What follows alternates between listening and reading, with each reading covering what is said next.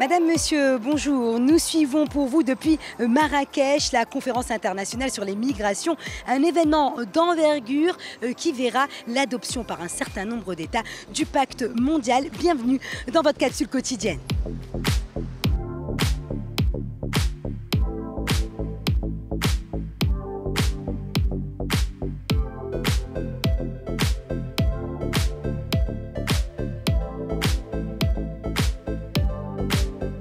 Le pacte mondial sur les migrations adopté ce lundi est divisé en 23 objectifs. Parmi ces objectifs, le droit à l'éducation des migrants, mais aussi un point important sur lequel le pacte est intransigeant, c'est celui de la promotion d'un traitement médiatique plus précis, plus équitable et plus éthique de la question migratoire. Alors avec Hayat Ziani, nous sommes allés dans les studios de Radio Migrants, une radio associative qui émet sur les ondes pendant la conférence internationale sur les migrations. Regardez.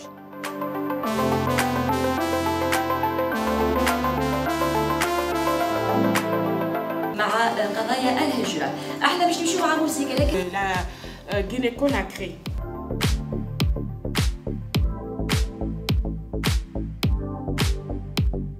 Il est très important de parler de cette thématique et ne pouvait pas mieux se situer qu'une radio associative pour parler de cela, puisque la radio associative est très proche. D'ailleurs, on dit radio associative ou radio communautaire, et généralement, il s'agit d'une communauté fragile, si on veut, dont les migrants en général n'ont pas assez de support. Et voilà, la radio migration est là pour donner plus d'informations sur tout ce qui se passe ici. Il y a deux thématiques globales derrière cette radio qui sont profondément liées.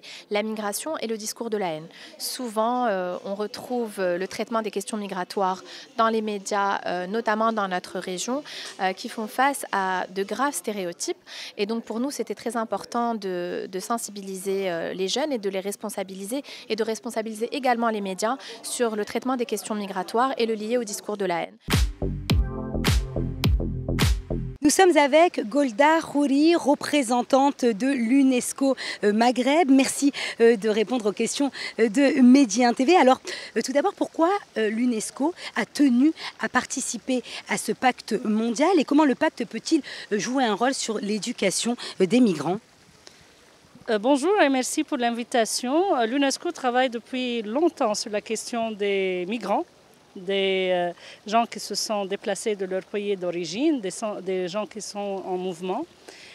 L'éducation est très importante pour chacun d'entre nous, qu'on soit dans nos maisons ou ailleurs. Et l'UNESCO travaille depuis des décennies pour s'assurer que chaque enfant va à l'école.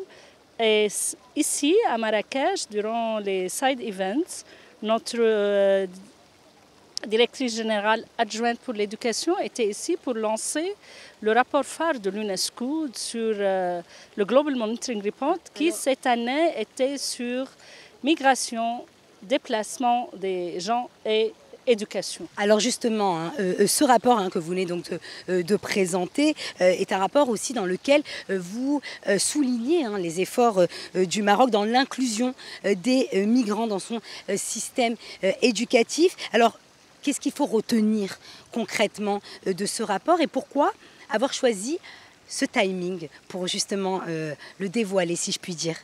En fait, c'est un timing qui est venu comme ça, c'est le moment où le rapport sort.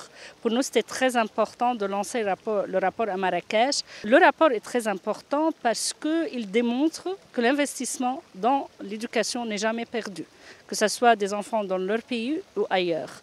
Et vraiment, on félicite le Maroc pour la décision d'inclure tous les enfants qui sont au Maroc et qui sont en situation régulière ou irrégulière, de s'assurer qu'ils vont à l'école. Ça, c'est très apprécié. C'est le côté humain et le côté droit.